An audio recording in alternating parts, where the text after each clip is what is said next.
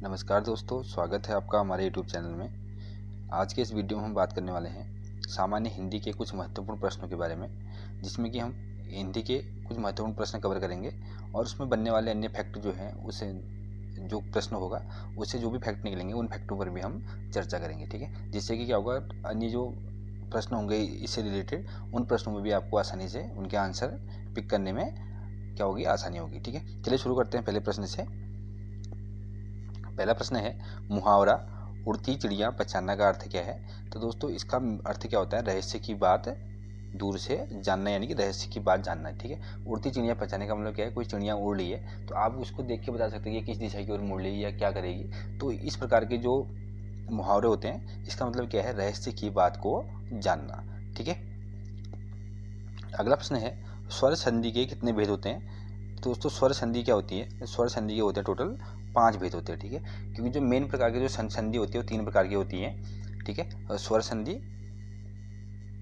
ठीक है, व्यंजन संधि और तीसरा होता है विसर्ग संधि।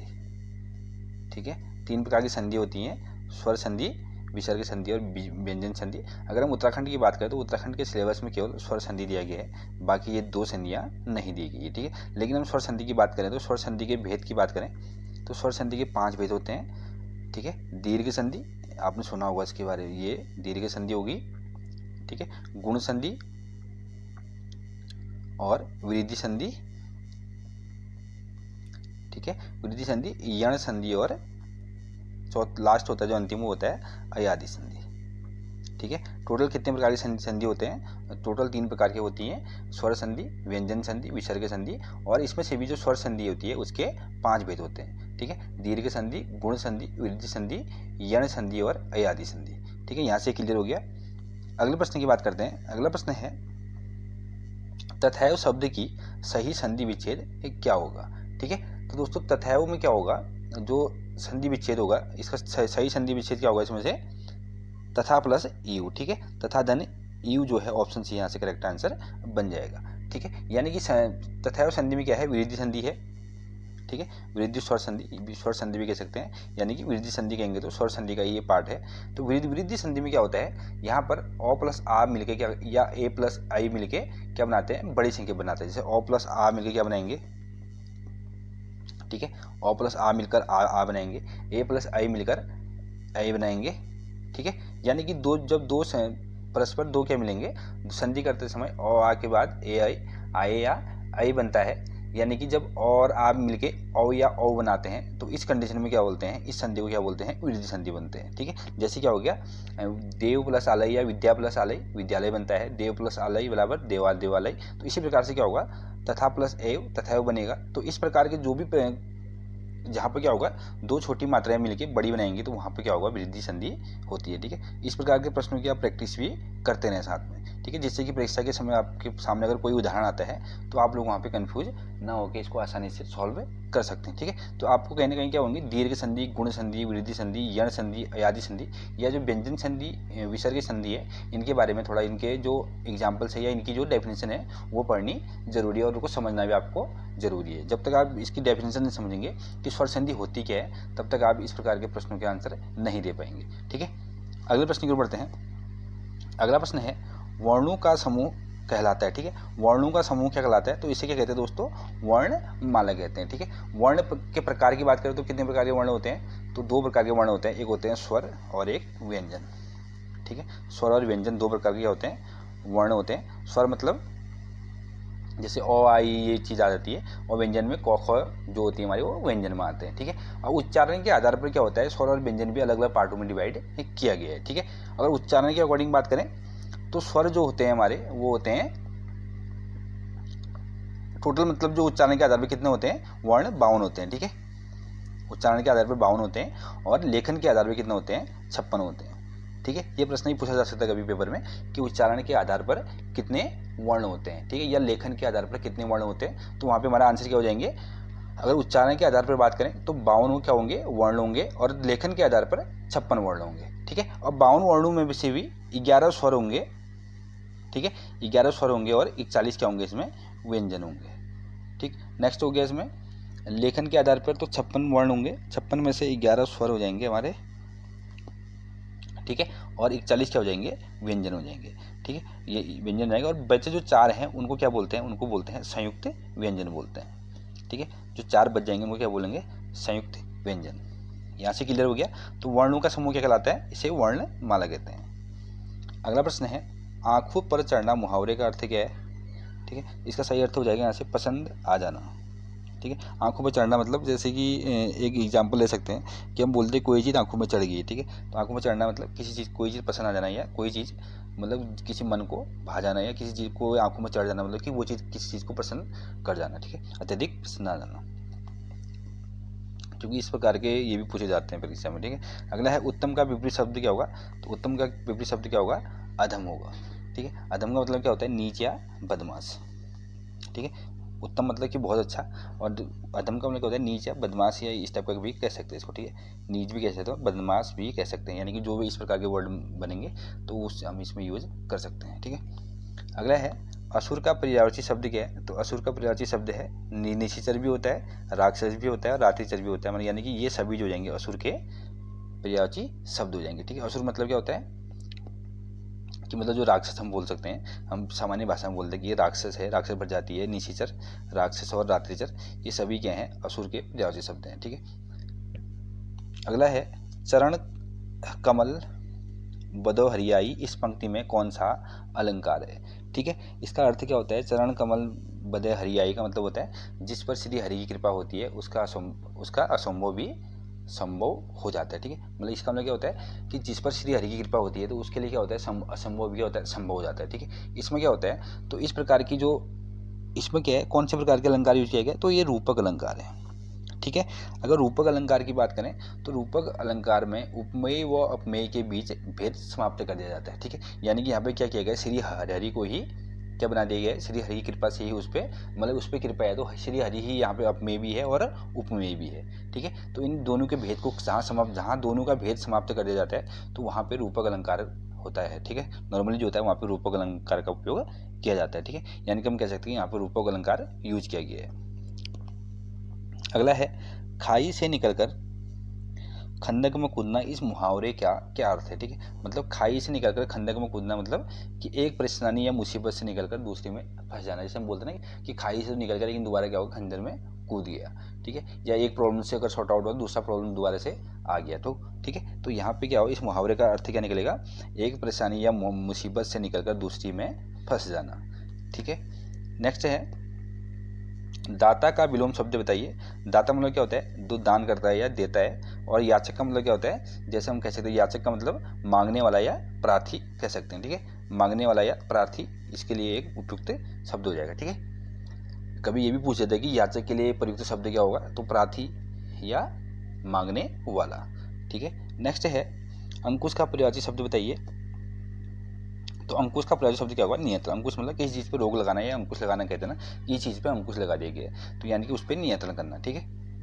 नेक्स्ट है, निम्नलिखित में से कौन सी कहानी जयशंकर प्रसाद द्वारा लिखी गई है, ठीक है। एक रचना के रिलेटेड प्रश्न अवश्य पूछा जाता है, तो आप लोगों को जितने भी सिलेबस के अकॉर्डिंग जो भी लेखक या कहानीकार दिए गए उनकी रचनाएं आपको पता होनी चाहिए, या उनसे रिलेटेड अन्य फैक्ट पता होने चाहिए, ठीक है। जैसे कि उन्होंने कौन कौन सी रचनाएं की, उनको कौन कौन से पुरस्कार मिले थे, कभी कभी पूछ लेता है कि इनका जन्म कब हुआ था, इनकी मृत्यु कब हुई थी, ठीक है। तो जयशंकर प्रसाद के जो है ये सारे जो है रचनाएं क्या है, आकाशदीप, इंद्रजाल और आंधी है, ये सभी क्या है जयशंकर प्रसाद जी की कहानी लेखन है, ठीक है। यानी कि हो सकता है परीक्षा में कुछ और कभी केवल एक ही ऑप्शन दे दे, इंद्रजाल, आंधी और आकाशदीप, ये तीनों किसकी है, जयशंकर प्रसाद जी की रचनाएं हैं, ठीक है। नेक्स्ट है, निम्नलिखित में से किस रचनाकार ने आधे अधूरे नाटक की रचना की थी। इंपॉर्टेंट है, आधे अधूरे जो नाटक है इसकी रचना किसने की थी, ये किसी दोस्तों मोहन राकेश जी ने, ठीक है। इनका जन्म कब हुआ था, 8 जनवरी 1925 में, 8 जनवरी 1925 में इनका जन्म हुआ था, और 3 जनवरी 1972 में इनकी मृत्यु हो गई थी, ठीक है। 3 जनवरी 1972 यानी कि जनवरी के मंथ में पैदा हुए थे, 8 जनवरी और 3 जनवरी को इनकी मृत्यु हो गई थी, ठीक है। कहाँ हुई थी इनकी जन्म, कहाँ हुआ था इनका, अमृतसर पंजाब में, और मृत्यु हुई थी दिल्ली में, ठीक है। और 1968 में इनको 1968 में इनको संगीत नाटक अकादमी पुरस्कार से सम्मानित किया गया था, ठीक है। संगीत नाटक अकेडमी पुरस्कार जो है वो इनको मिला था 1968 में, यानी कि 1968 में इनको ये पुरस्कार मिला था। ठीक है, अगला है नूतन का विपरीत शब्द क्या है। तो दोस्तों नूतन मतलब क्या होता है, नया, यानी कि जो नई चीज़ है। तो विपरीत क्या हो जाएगा इसका, पुरातन, यानी कि बहुत पुराना। ठीक है, अगला है अंबुज का पर्यायवाची शब्द बताइए। तो अंबुज का पर्यायवाची शब्द क्या होगा, कमल। ठीक है, कमल, जो अंबुज के पर्यायवाची शब्द क्या होंगे, जैसे कमल हो गया, मकरंद, ठीक है, पदम, पंकज, नीरज, जलज, सलोज, जो भी है ये सब कमल के, ये पंकज यानी कि अंबुज के पर्यायवाची शब्द है। ठीक है, नीरज, जलज, सरोज, पंकज, पदम, ठीक है, मकरंद, कमल, ये सब किसके हैं, अंबुज के। ठीक है, और जो मेघ है, मेघ के पर्यायवाची शब्द क्या क्या हो जाएंगे, जैसे बादल हो गया, अभ्र हो गया, ठीक है, अभ्र, बादल, ये सब किसके हैं, मेघ के। ठीक है, और विरल के क्या हो जाएंगे, दुर्लभ, कठिन, ये सब किसके पर्यायवाची शब्द हो जाएंगे, ये विरल के। और दरिद्र के पर्यायवाची शब्द क्या होंगे, जैसे निर्धन, ठीक है, गरीब, कंगाल, दीन या रंक, ये सब किसके होंगे, दरिद्र के। ठीक है, रंक, गरीब, दीन, ठीक है, निर्धन, ये सब किसके होंगे, दरिद्र के। ठीक है, अगला है खून ठंडा होना मुहावरे का क्या आशय है। तो दोस्तों खून ठंडा होना मुहावरे का मतलब आप समझ सकते हैं, उत्साह से रहित होना या भयभीत होना। ठीक है, ये होता है खून खौलना, यानी कि बहुत ज़्यादा गुस्से में होना। तो खून ठंडा होना या इस मुहावरे का अर्थ क्या हो जाएगा यहाँ से, उत्साह से रहित होना या भयभीत होना। ठीक है, मतलब कि जिसको बोलना है कि इनका कॉन्फिडेंस लेवल डाउन हो गया। ठीक है, अगर इंग्लिश में बात करें हम बोलते हैं कि कॉन्फिडेंस डाउन हो गया, या इसको मतलब इसमें उत्साह की कमी है। तो इसका मतलब क्या होता है, खून ठंडा होने का मतलब क्या होता है, उत्साह में कमी होना या भयभीत होना। ठीक है, नेक्स्ट है बाजार शब्द का बोध होता है। ठीक है, तो बाजार शब्द क्या होता है दोस्तों, जातिवादक क्या है, संज्ञा क्या उदाहरण है। ठीक है, जब बाजार मतलब बाजार में क्या होता है, बहुत सारी मार्केट आ सकती है, जरूरी नहीं कि केवल एक ही चीज़ की बाजार हो सकती है। ठीक है, बाजार क्या होती है, अलग अलग जगह होती है। ठीक है, समूहवाचक में क्या होता है, जिसमें समूह से संबंधित किसी चीज़ के बारे में बात की जाती है ना। तो बाजार क्या हो जाए यहाँ से, जातिवादक संज्ञा हो जाएगी। नेक्स्ट है मुहावरे, गले पर छुरी चलाने से क्या तात्पर्य है। तो गले से छुरी चलाने का मतलब कहते हैं अत्यधिक हानि पहुंचाने। ठीक है, गले पर छुरी चलाना मतलब यानी कि गले में अगर छुरी चलाएंगे तो कहीं ना कहीं आदमी की क्या होती है, मृत्यु हो जाएगी या उसको बहुत ज़्यादा गंभीर चोट आ जाएगी। ठीक है, तो ये क्या होगा, अत्यधिक हानि पहुंचाने का इसका क्या हो जाएगा, अर्थ हो जाएगा। अगला प्रश्न है स्वस्थ का विलोम क्या होगा। तो स्वस्थ का क्या हो जाएगा, रुग्ण। ठीक है, यानी कि जो रोगी है, स्वस्थ, एक व्यक्ति स्वस्थ होता है, स्वस्थ का विलोम क्या हो जाएगा, रोगी या रुग्ण जो हो जाएगा, इसका विलोम शब्द हो जाएगा। ठीक है, नेक्स्ट है रश्मि का पर्यायवाची शब्द बताइए। तो रश्मि का पर्यायवाची शब्द क्या हो जाएगा, किरण। ठीक है, क्योंकि दोस्तों इस प्रकार के जो पर्यायवाची शब्द होते हैं, विलोम शब्द होते हैं, समानार्थी शब्द होते हैं, जब तक आप इनको पढ़ोगे नहीं तब तक ये आप इसको मतलब अटेम्प्ट नहीं कर सकते, क्योंकि तुक्का किस हद तक लगाओगे। ठीक है, तुक्का लगाने से क्या होगा, या कहीं आपको मैनेज मार्किंग में भी लॉस होगा, प्लस आपकी जो एक्यूरेसी में भी आपको घाटा हो जाएगा, उसमें मतलब यानी लॉस हो जाएगा। ठीक है, क्योंकि आजकल क्या होता है, पेपर अलग अलग शिफ्ट में होते हैं, तो उसमें क्या होता है, नॉर्मलाइजेशन बेस पे ही आपके मार्किंग होती है। ठीक है, तो नॉर्मलाइजेशन में कहीं ना कहीं एक्यूरेसी भी देखी जाती है, तो एक्यूरेसी भी आपको मेंटेन करना जरूरी है। ठीक है, नेक्स्ट है गुणवाचक विशेषण का उदाहरण नहीं है। तो भीतरी क्या है इसमें दोस्तों, गुणवाचक विशेषण का उदाहरण नहीं है। ठीक है, भीतरी ये क्या हो जाएगा, ये हो जाएगा स्थानवादक यानी कि स्थानबोधक विशेषण है। ठीक है, भीतरी मतलब किसी जगह, एक स्थान या जगह को बता रहा है। ठीक है, तो अधिक क्या हो जाएगा, किसी चीज़ के गुण को बता रहा है। ठीक है, कि कोई चीज़ अधिक होगी या किसी चीज़ में अधिकता होगी।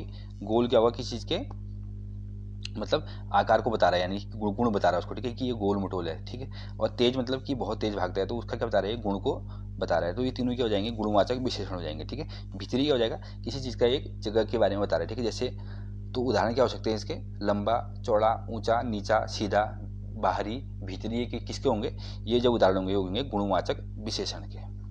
ठीक है, नेक्स्ट है अजात शत्रु किस समाज को दर्शाता है। ठीक है, ये दर्शाता है दोस्तों बहुव्रीहि समाज को। ठीक है, जो अजात शत्रु थे ये एक मगध के राजा का नाम भी क्या था, अजात शत्रु था। ठीक है, लेकिन ये मगध के राजा की बात नहीं हो रही है यहाँ पे। ठीक है, तो ये है जिसका कोई शत्रु उत्पन्न नहीं हुआ हो, उसे क्या बोलते हैं, अजात शत्रु की संज्ञा दी जाती है। ठीक है, यानी कि जिस पद में कोई प्रधान नहीं होता है, जबकि दिए गए पद में किसी अन्य पद की प्रधानता होती है। ठीक है, ऐसे वर्ड को क्या बोलते हैं, बहुव्रीहि समास कहते हैं। ठीक है, मतलब इसमें क्या किया गया, अजात शत्रु जो है इसका मतलब क्या है, जिसका कोई शत्रु उत्पन्न नहीं हुआ हो। ठीक है, माने इसमें क्या है, कोई प्रधान नहीं है, मतलब किसी के बारे में बात नहीं की जा रही है, लेकिन उस पद में क्या होता है, किसी अन्य की प्रधानता होती है, माने कि किसी व्यक्ति की या किसी व्यक्ति की प्रधानता इसमें छिपी हुई है ना, जिसका कोई शत्रु उत्पन्न नहीं हुआ है। इसका मतलब किसी के बारे में मतलब डायरेक्टली बात नहीं की जा रही, लेकिन इनडायरेक्टली इसमें बात की जा रही है। ठीक है, तो इस प्रकार के जो समास होंगे वो क्या होंगे, बहुव्रीहि समास होंगे। ठीक है, तो बहुव्रीहि समास के उदाहरण में क्या होगा, प्रधान पद नहीं होगा, लेकिन उस प्रधान पद पे किसी की प्रधानता छिपी हुई होती है। नेक्स्ट है मुहारे, गुलछड़े उड़ाना का तात्पर्य क्या है, तो मौज मस्ती करना। ये तो आपको नॉर्मली सबको पता ही होगा इसके बारे में। ठीक है, नेक्स्ट है आतुर का विलोम शब्द क्या है, तो आतुर का विलोम शब्द क्या हो जाएगा, शांत। आतुर मतलब कि बहुत ज़्यादा उत्तेजित होना, या आतुर कहते नहीं कि बहुत ज़्यादा आतुर है, तो दूसरा क्या होगा इसका, शांत हो जाएगा। ठीक है, आतुर मतलब बहुत ज़्यादा तेज होना या बहुत ज़्यादा चंचल होना, तो इसका विलोम क्या हो जाएगा, शांत। ठीक, अगला है निम्नलिखित में से कौन सा माह कार्तिक के बाद आता है, तो दोस्तों मार्गशीर्ष जो माह आता है ये किसके बाद आता है, कार्तिक के माह के बाद आता है। ठीक है, अगला है घर काट खाने दौड़ना, मुहावरे का क्या अर्थ है, इसका मतलब होता है सुनसान घर। ठीक है, घर काट खाने दौड़ने का मतलब क्या है, सुनसान घर। अगला है शब्द कोमलता में कौन सी संज्ञा है, तो इसमें कौन सी है, भाववाचक। ठीक है, भाववाचक मतलब कोमलता किसी चीज़ के भाव को दर्शा रहा है ना। कोमलता जो है किसी चीज़ के भाव को दर्शा रहा है ना, कि ये चीज़ बहुत ज़्यादा कोमल है या बहुत ज़्यादा कोमल स्वभाव के हैं, तो उसको क्या क्या दिखा रहा है, उसके भाव को दर्शा रहा है। ठीक है, तो ऐसी जो संज्ञा होगी कौन सी होगी, भाववाचक संज्ञा होगी। ठीक है, जातिवाचक में क्या होगा, किसी चीज़ के ग्रुप या समूह को दर्शाता है। ठीक है, मतलब जाति बोले तो जैसे हम बोलते हैं कि ये बाजार है, ठीक है, या हम बोलते हैं ये नदी है, तो नदी किस में आ जाएगा, ये भी किस में आ जाएगा, जातिवाचक में आ जाएगा, है ना। भाववाचक में आएंगे जिसमें हम किसी चीज़ के भाव को दर्शा रहे हैं। ठीक है, व्यक्तिवाचक में किसी विशेष व्यक्ति या किसी चीज़ के बारे में बात कर रहे हैं। ठीक है, जैसे हम बोलते हैं कि ताजमहल। ठीक है, ताजमहल क्या है, केवल एक ही है ना, तो इस प्रकार से हम अगर व्यक्तिवाचक में ताजमहल क्या है, व्यक्तिवाचक है। ठीक है, जैसे रामचंद्र भगवान है तो वो भी क्या है, व्यक्तिवाचक है। श्री कृष्ण क्या है, ये भी व्यक्तिवाचक है। ठीक है, नेक्स्ट है अनुज का पर्यायवाची शब्द बताइए, तो अनुज का पर्यायवाची शब्द क्या हो जाएगा, कनिष्ठ। अनुज मतलब क्या होता है, छोटा होता है, कनिष्ठ मतलब बड़ा। ठीक है, तो ये थे दोस्तों आज के महत्वपूर्ण प्रश्न जो कि हिंदी से लिए गए थे। ठीक है, जो कि आपको इसमें हिंदी से रिलेटेड कोई भी प्रश्न इस प्रकार के आपको प्रैक्टिस करने कहीं ना कहीं करनी पड़ेगी, और इस पर पर्यायवाची शब्द तो आपको पढ़ने पड़ेंगे, विलोम शब्द भी पढ़ने पड़ेंगे, और जो समानार्थक शब्द होते हैं वो भी आपको पढ़ने पड़ेंगे। लेकिन जो संज्ञा होती है प्लस जो स्वर संधि होती है, संधि, इन चीज़ों को आपको प्रैक्टिस करनी जरूरी है। ठीक है, बाकी जो लेखक हैं, लेखकों के बारे में आपको इनकी लेखनी के बारे में पढ़ना है कि कौन कौन सी रचनाएं की थी। ठीक, तो मिलते हैं अगली वीडियो में। तब पहले अगर चैनल पर नहीं है तो चैनल को सब्सक्राइब जरूर करें और वीडियो को लाइक करें। Thank you.